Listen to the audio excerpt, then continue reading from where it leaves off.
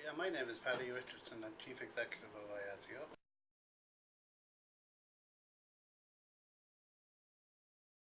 Well, I always morphed in from business in the community from being program manager, which at the time I had 5 programs, which included 3 of the programs we have now, Linkage Gate and Resettlement. The other 2 were the Ready for Work program and the EPIC program. And we changed over from the 2nd of April in 2012, so we're over a year old now as we speak. And it's been a significant change and a big move for us. It's been very exciting. Staff have been great, of course, and it's almost seamless, and the time has flown. The company was set up in January 2012, but when I talk about the 2nd of April, that was the big step. That was the move over from business in the community. That's when we all, that was our closing date with business in the community and the beginning of a whole new adventure for all of us that were completely moved over.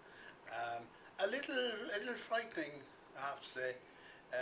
Very daunting, but it was a challenge and one that we all relished, with trepidation, I'll add, but it's worked out very well.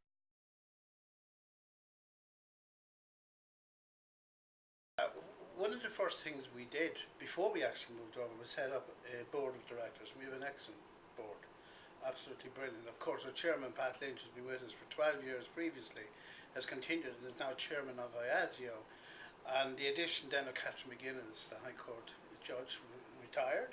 Dr. Mary Rogan, who is an acquaintance of mine and chairs the Irish Penal Reform Trust. That's how I got to know Mary.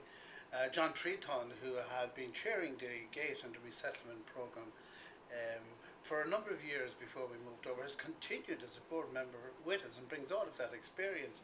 Plus, of course, his other experiences as the Credit Review Officer. To the governance of IASIO, which is very important. And then we have Tom Carey, who is well known in Cork, is involved in quite an amount of voluntary work and is chairing a project down there. And Dennis McHugh, who is our final board member, and Dennis worked in Arbor Hill for over 30 years and would be very, very well experienced in the prison regime. So it's a very good mix, very, very good people bringing different experience behind them. The business side through Pat Lynch and John Treaton, and then you have the criminal justice side through the people like Mary Rogan, Catherine McGuinness, and of course then Dennis McHugh, who actually worked in the system, and Tom Carey, who's like ourselves involved in a not-for-profit organisation. So all of that was to get that structure in place was extremely important.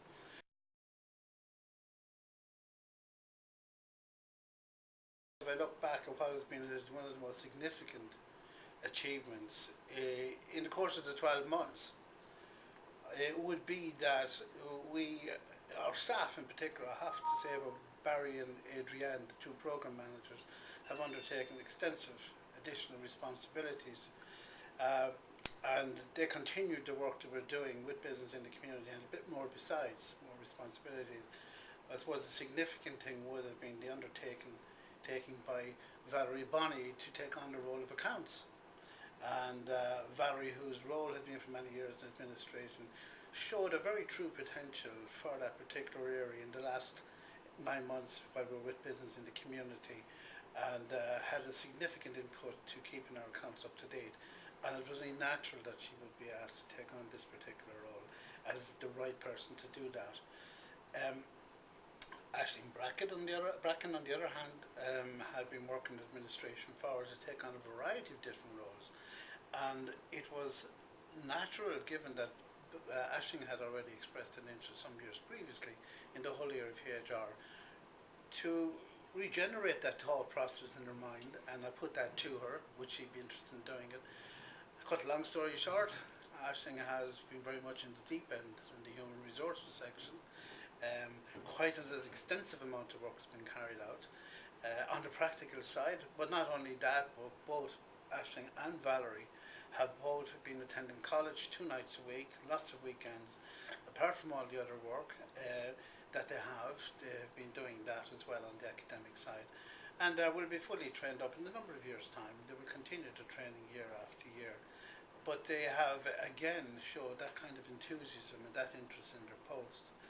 That while I'm delighted with the decision I made myself and take pride in those decisions, they have put their own stamp on it as well, and that was very important. So we have a terrific management team of 4 people that I lead, and it is so easy to lead people who are so enthusiastic and so interested in their work. So I can safely say after the first quarter, after a year with business in the community, we are, for all intents and purposes, totally independent. And that is down really to the good management team. But we have to keep in mind also the great staff that are out there at the coalface and the work that they've been doing. And they have continued, as they have again this year, take on additional targets, being flexible in their jobs, taking on the kind of work that we didn't anticipate we would be able to do or could do under Business in the Community Ireland. And that was very important for us, that having moved over, we would become that flexible organisation, flexible insofar as we would respond to our funders' needs, and our funders being for 12 years now the probation service going into our 13th year, and the prison service going on since 2006. So there's extensive relationships and extensive development since then. And we have representation on our board from our funders. Seamus Sisk would have been a particularly strong individual going back all those years, being consistently with us, representing the Irish Prison Service. And we currently have Anna Connolly from the Probation Service who represents the funders there. So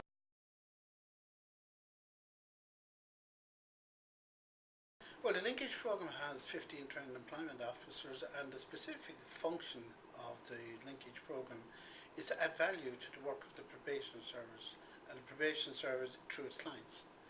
And those clients, those people who are referred to us, are obviously assessed by the probation service in the first instance. The assessments we would carry out by our trained employment officers would be in regard to the appropriate type of training education, depending on the offence, of course, of an individual. It's very important that the placement is the type of placement is paramount in the minds of our trained employment officers, to ensure that people that are moved into those particular areas are not tempted by their previous life to engage in any criminal activity. But our main function is to get people into employment.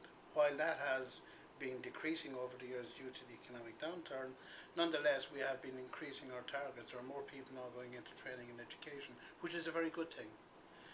The other thing is the GATE service is very, very closely principled with the ethos of linkage, insofar as the outcomes are expected to be the same.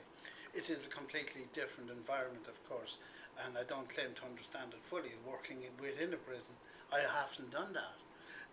Myself, I have visited probably all prisons, and a number of them many times over the years, and there is a particular networking within prison that is crucial to being able to engage with your client and engage with them at the appropriate times, to be able to work with them to the point of when they come outside the gate, that we're in a position to support them and that we can move them on into employment. And the final program is the resettlement program, which is different than the other 2 programs in that it is really about desistance. It's desistance focused as all of our programs, but resettlement in the context of making sure that people who could not otherwise access the linkage or the GATE service would be able to do so in due course. It's not inextricably linked as some of our programs could be, but nonetheless it is important that those people who have high intensive needs are given that opportunity to address their offending behaviour, to be supported by a resettlement support worker, to allow them to understand the difference between the criminal life that they've had and the prospects that are there should they be able to reintegrate into their communities. And it's our role to try and promote that with them and to resettle them. That's exactly what it's about. Resettlement is the key.